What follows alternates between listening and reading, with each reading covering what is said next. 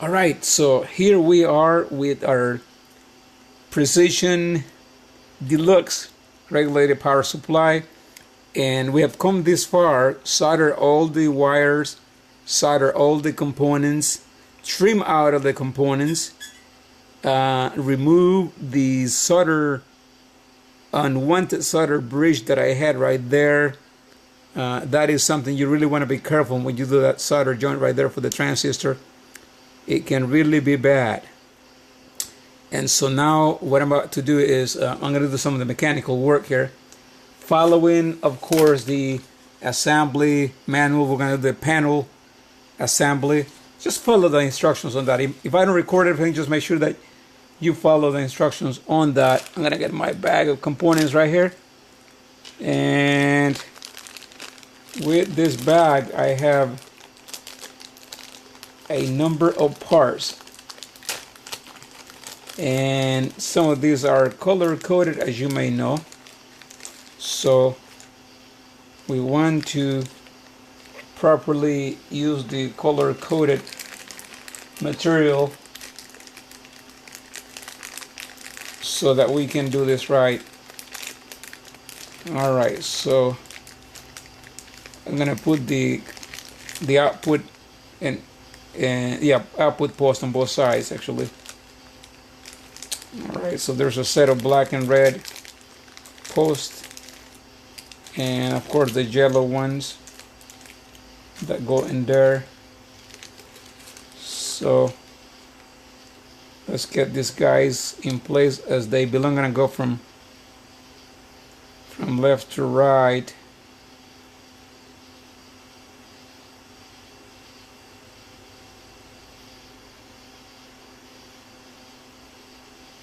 And what you want is to get the knot out with the washer. And there's also a place how you put this guy right here. So there's a position for them.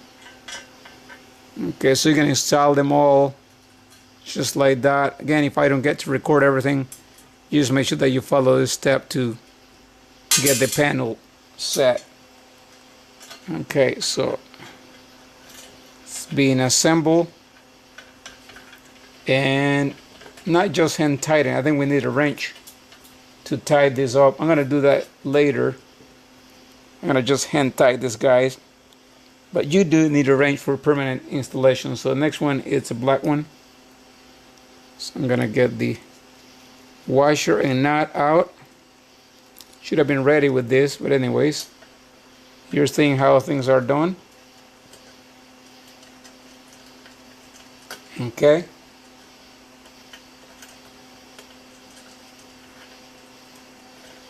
And hopefully this one's gonna go in. Don't force the thread, okay? That's really something that we can easily do. If we force the thread's gonna go bad, and then we'll have another trouble, okay? So the thread should go in fairly easy. It should flow in and out easily. If it doesn't, then you're forcing the thread and something, you're misthreading the part. So again, this is video 7, I think, out of I don't know how many videos we're going to come out with this project. All right, so there we have it, and a couple more on this side. Make sure you put them in order just the way they are shown on the instruction manual, and everything should be good.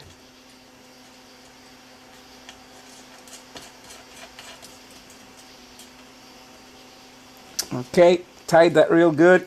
I may use a crescent or a wrench to tie that up.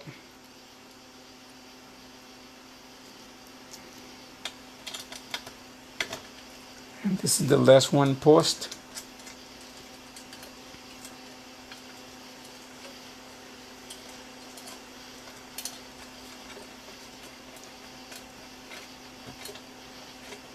There will be some solder connections that we have to do here at some point, but not for the time being. So those are the posts. We're going to get the 2 potentiometers two potentiometers that come in the bag, and they are both the same resistance, so it doesn't matter where you put them as long as you put them right.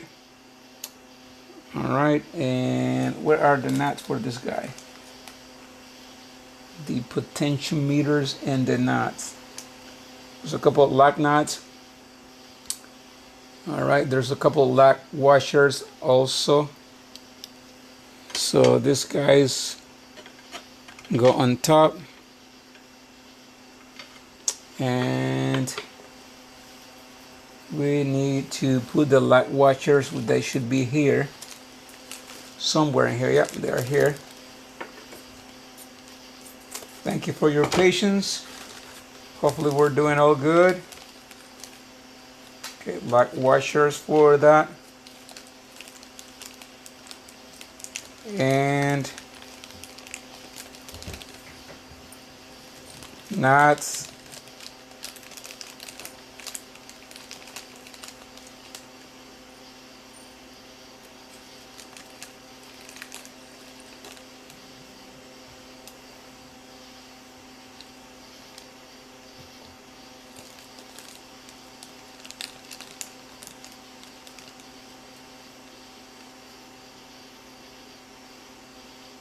Okay, I think I got everything I need except for one washer. There we go. So the lock washer goes inside,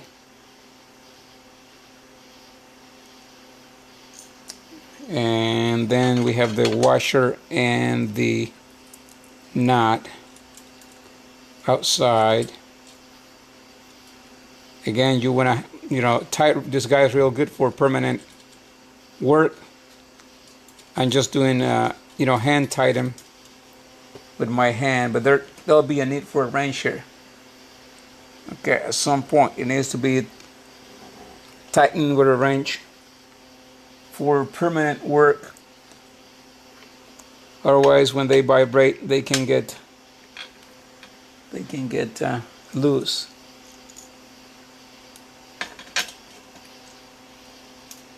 Okay, so everything's going great. So far, so good. I think I have a wrench, which I'm going to use to tighten this guy real good with a wrench, okay? We need to make sure that that's the case. Again, because of vibration, this can get loose, and you don't want that to be loose. So we got those guys in place. What are we missing? The power button. All right, in this case, and there is a right and wrong position to put this guy. You want this one on top and the one and the zero down. So we're gonna just push this guy right here. Should lock in like that very nicely. Couple of knobs for the potentiometers.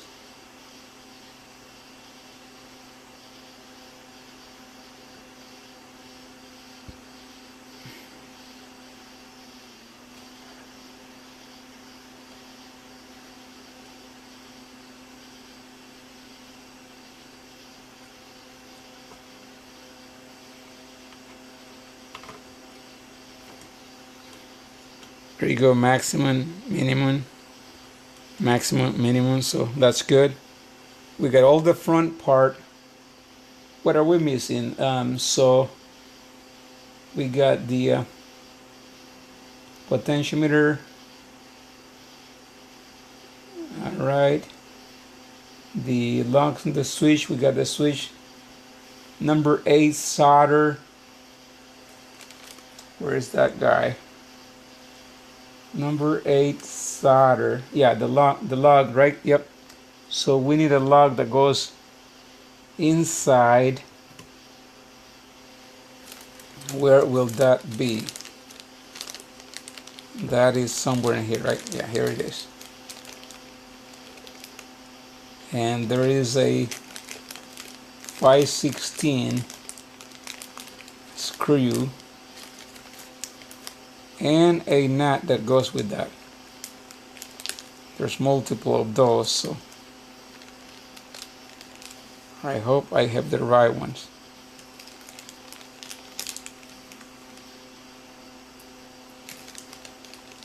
Okay, so make sure you get the right parts to do the right job. So this is going to go like that, and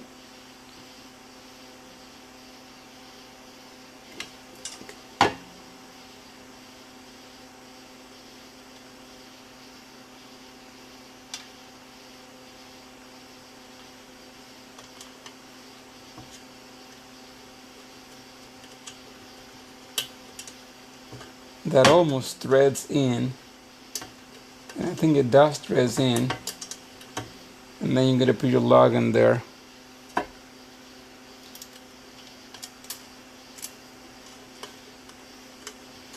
And then of course you're going to